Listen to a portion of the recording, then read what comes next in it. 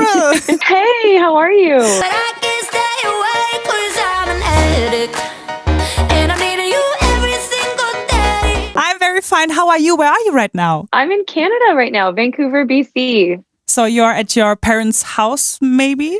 I'm at my mom's house. I'm finally here after a year and 8 months of living in Sweden and finally getting to come home to see family after this crazy pandemic, which we hope is ending. Of course, yes.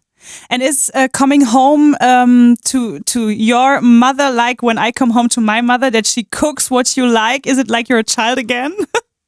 Totally. Actually, I brought my husband with me, my new husband, who's never met my parents because of COVID. And last night, they just cooked him a Canadian Thanksgiving with like the turkey and gravy and cranberry sauce and the whole thing because he's never had one before. So it was really, really great to and of course my mom is feeding us all the time, as moms do. Yes, this is what moms do. So you talked about the wedding. Congratulations. You're newlywed, because I saw on Instagram you had a COVID wedding. Yeah. It's so funny. I feel like I'm coming back here with like a war bride or something. It's so crazy. But yeah, my family couldn't be at our wedding, and we actually had a tiny wedding with only 4 witnesses on the beach in Sweden. Because we couldn't have family there. But for us, it was totally cool. It was actually, we're very chill, and it was actually a really like beautiful day. And of course we FaceTimed our families and got the chance to see them. And now we're celebrating in person. It's so nice. But it's been a wild ride with this pandemic. There's a lot of things that have been adapted for a lot of people. And that's one of them for me. I saw your dress, your wedding dress. I think from behind on this one photo, and it was so gorgeous. Oh, thank you. Really Oh, thanks. Really thanks. beautiful. I felt really beautiful and very cold. It was November and we were on the beach. But you had poker face on. Yes. Saying my vows. Okay, it's definitely a day you remember. Yeah. So there was a wedding. Congratulations to that. And there is a new single, your new single, Like a Little Baby, was born too. Habits and song, baby. It's a little baby. Congratulations. How did you celebrate, or did you celebrate the release? I actually I should have, but I think we just kind of, no, we did. We went and had like a little bubbly at like one of our favorite restaurants. We did celebrate. Yeah, I forgot about that.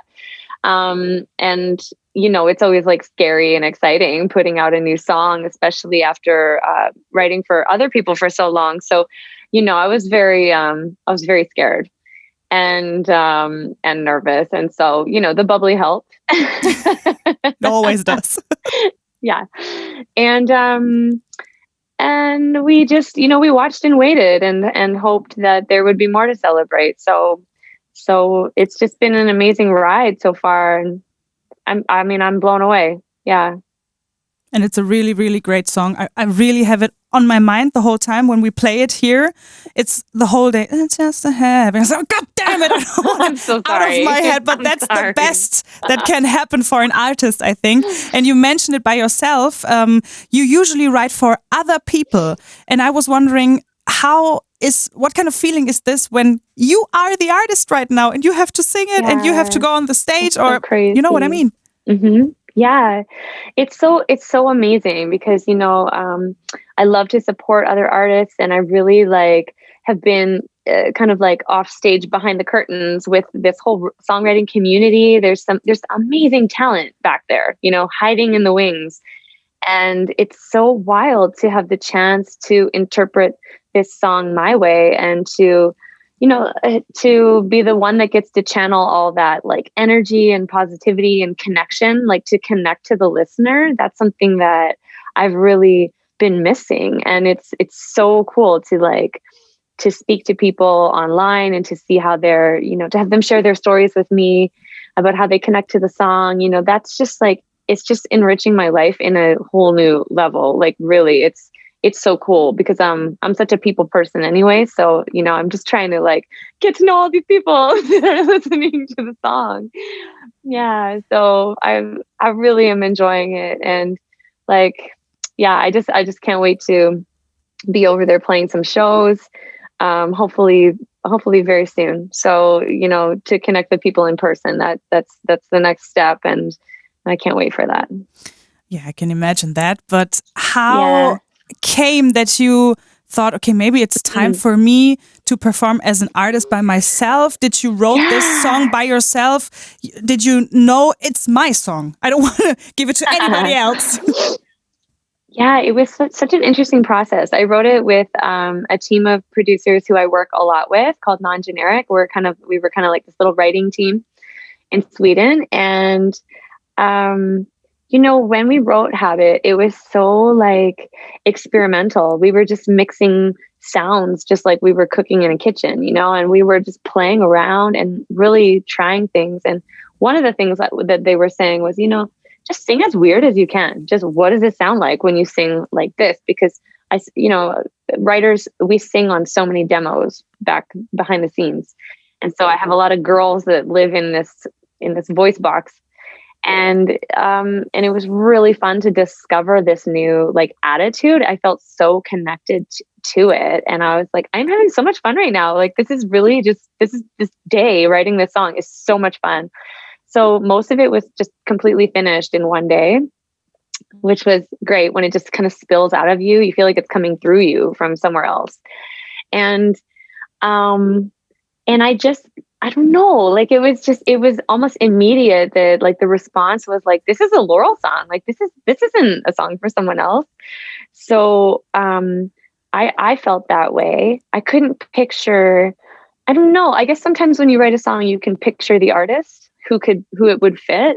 And this just wasn't one of those times. It was just one of those things where we were like, this is so weird. And there's so many key changes and there's so many, like, it's a vibe that like we haven't heard in a while, like mixed with new things. And what is this? Like, and that was kind of the beginning of me realizing like, oh my gosh, I think this is a Laurel song. Like, I think this is me.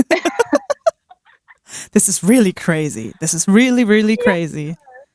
Yeah. So when I had the chance to release it under my own name, I jumped at it. I was like, sure, let's do this. Like, why not? I mean, I'm so open-minded. I'm like, I'll try anything, you know, at least twice. That's right. You mentioned it, that when you write for people, it's a different kind of way. And I was wondering myself, is it when I don't know, you're writing for Luca Hänni, for example, we know him. Okay. Of course, it's he's a very famous singer here too. And Nico Santos, maybe, he's very, very, very popular. I love Nico. Everybody loves him because he's just adorable. But do you have something in mind before you meet him or meet artists, or do you have something finished songs and you say, okay, this is the song, I don't care anymore? I always come prepared when I'm writing with an artist. So just in case. And, you know, sometimes that inspiration comes like months before. Maybe I have like an idea on my song kind of idea list that I think, oh, maybe that would fit that artist. But with Nico, actually, when we wrote Low on Love, I was laying in bed the night before in Sweden and I was flying to Berlin the next day. And I was like, ding, like just this melody came. And so I just like snuck into the living room and grabbed my guitar and just recorded a tiny little voice memo and was like, I don't know, maybe that's something, maybe it's not. And then I shared it with him and he was like, yeah, that's something. Perfect. And he is so emotionally connected to his lyrics too. So like, it was just so easy for that song to come out because he just, the minute he opens up his mouth, I believe what he's singing every time. So I was like, wow. But it's not always like that. Sometimes you walk into the room and someone will say something and I'm like, that's so weird. I was just talking about that yesterday. This is obviously what we need to write about. You know, there's a lot of times where you just follow the vibe and it's like just floating down this river together and you just, it doesn't have to be forced, you know? And I think I used to, when I was a new writer, I used to think, oh, I have to like bring all these ideas and I have to like be the idea person. But actually, the more open I am, the more actually like creativity comes on the day. And you can just see where that takes you. It's really exciting. Yeah, every day is different. Wow. I think it's a kind of magical process. And magical is a very good word, because on Instagram I read a post, because you just realized when my nieces grow up, they're going to find out they have a Wacky crystal universe auntie. What do you mean? Are you into zodiac signs, or I don't know, something like that? I'm like all about the crystals. I just find like, yeah, like I have like a little bit of like a kind of a new age approach to like spirituality and life. And like, I really trust in good vibrations. And I really think that we're all in control of our thoughts and of the way that, you know, I mean, it's common knowledge now that like we vibrate as humans, like we have a vibrational field. And so I'm really into, trying to protect mine and vibe up instead of down. And yeah, I really like, I don't know, I'm really into like the law of attraction and manifesting dreams. 5 years ago, I read a book that kind of changed my life, and it was really all about that. And I wrote down all the things I wasn't happy with and changed them into positive sentences. And that kind of became a really big, the beginning of a really big journey for me, where I left Vancouver, didn't know what I was doing, but ended up songwriting in over 23 countries around the world with different artists and labels and producers. And a lot of that was just like learning how to trust my journey. So I think that kind of makes me a crazy, wacky crystal auntie, but with like the best intentions, you know? So yeah, that's me. And, you know, it's just allowed me to enjoy every step of my journey instead of always thinking about the next step and not being able to be in the moment and to just like soak it in, you know? So yeah, it's cool to have goals, but it's also really nice to be able to enjoy the journey. Okay, I have to know, what kind of book did you read? What kind of book? The Sign, maybe? Is it this book everybody talks about? It's just called The Law of Attraction by Michael Lozier, and it's a workbook. And I think too, there's something about putting pen to paper and like writing down your dreams and not being afraid to do that, you know, and taking the chance to actually write them down in the physical. Okay. And then seeing them on paper, it's like very empowering and very scary. Yes. Yeah. But I love those things, because when I was in Greece, I was on vacation, I bought a moonstone ring. Oh, nice. Because I'm a Cancer, and this is my stone. How do you call it? Oh, is it really? Yes. I didn't know that. That's so cool. Yes. And I'm very into zodiac signs too. And I read you are an Aries. This is right, isn't it? Actually, I'm a Taurus. You're a Taurus. No. But I'm right on the cusp. I'm right on the cusp of Aries and Taurus. I'm literally like within hours of being an Aries. So I have personality traits of both signs, which is kind of wacky. This is really interesting. What is a typical Taurus thing you would say? So like Taurus is like love. They're actually kind of like homebodies. They're very earthy, which I'm like so connected to nature with being Canadian, obviously. But there are Canadians that don't love nature as much as I do. So being just like really grounded and very into like cozy things. Like I love to like decorate and have just I have the coziest living room. It's like you just don't ever want to leave.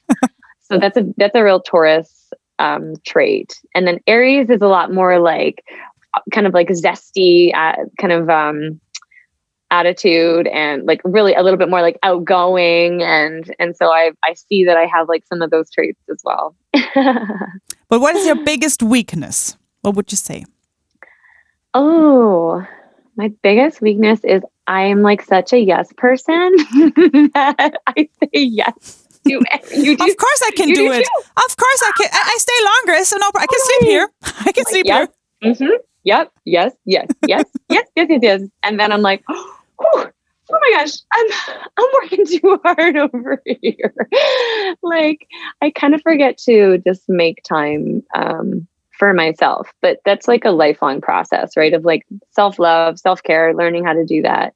But yeah, I really like, I just like to say yes to people. But I'm learning that actually there's a lot of power in the word no. I used to think it was such a negative word. Now I'm like, actually, no is sometimes the biggest yes that I could ever make, because it's saying yes to leaving room for something else, you know? So yeah, trying to balance that one out on a daily basis. This is very clever to say. Sometimes a no is a huge yes. I have to write that down. When it comes to habits, I have a little game. In a relationship, I would like to know which habit you could accept and which habit is a no-go for you. So I love this. Eating chips or something crispy in bed, or going to bed with unbrushed teeth. Oh, eating chips in bed forever. That's my habit. I'm chippy. Like, I love chips. That's like not even a bad thing. I'm like, let's eat chips in bed every day. And you are not annoyed because it's everything is so, I don't know, these things. Like the crumbs? The crumbs. The crumbs? Yes. Yeah, I can just like brush them onto the floor and vacuum the floor the next day. Like, it's okay for you. But unbrushed teeth, totally fine. Unbrushed teeth, is it unbrushed a no-go for you? Like, no go. You can't go to bed with furry teeth. Me too. But there are people, sometimes they say, sometimes I'm too lazy to get up again and brush my teeth. No, we don't. Can't do that. We are into the hygienic, yeah. You can brush your teeth, kids. Okay, the second question. Clipping toenails on the couch or picking things out of the teeth in public? Oh, that's not very sexy. Either of those. I think I'm going to go with picking stuff out of your teeth in public. I think I'd rather witness that. It's better for you. You can accept that. I can accept that. And where do you clip your nails, toenails and fingernails? In the bathroom. In the bathroom. There's a place we call bathroom. Everybody goes there. Okay. Then I have, this is hard because it's both very disgusting. Farting or burping in front of each other. Okay, like burping 100%. Burping all the way. Yeah. And you do that burping sometimes when you drink something fizzy. Well, yeah. And my husband is like a huge Simpsons fan. So, like, who's the guy on The Simpsons that like... Barney! It's Barney! Like no, is it Barney or is it his friend? I don't know. That's like his mouth like wiggles when he burps. I love it. So my husband actually makes me say blaps. Because he just thinks, he's like so obsessed with The Simpsons, and he swears that that's what he's saying when he burps on The Simpsons. So I always forget. So I'll be like, burp, and then I'll be like, blaps. Blaps. Blaps. I really love that. Okay, always driving too fast or always driving too slow? Well, okay, well, I'm a little bit of a speed demon, so definitely driving too fast. Driving too slow can also cause accidents, just saying. But driving too fast, as long as it's with competence and confidence and safety. Mm-hmm. Yeah. And did you get many tickets? Maybe. Did you lost your driver's license? No, I'm not that bad. I'm definitely a confident driver, but yeah. I'm trying to chill out. Sweden is very strict with driving, actually. So, you can't really get away with that in Sweden. So when I've come back to Canada this week, I've noticed people drive a lot faster here, and I'm not used to it. So maybe I'm chilling out like a lot. This is a good sign. Mm-hmm. So the next question, putting on too much perfume or putting on too much makeup? That's tough. Oh, too much perfume is so gross. Like when you see someone or you're near someone, it's just, ugh.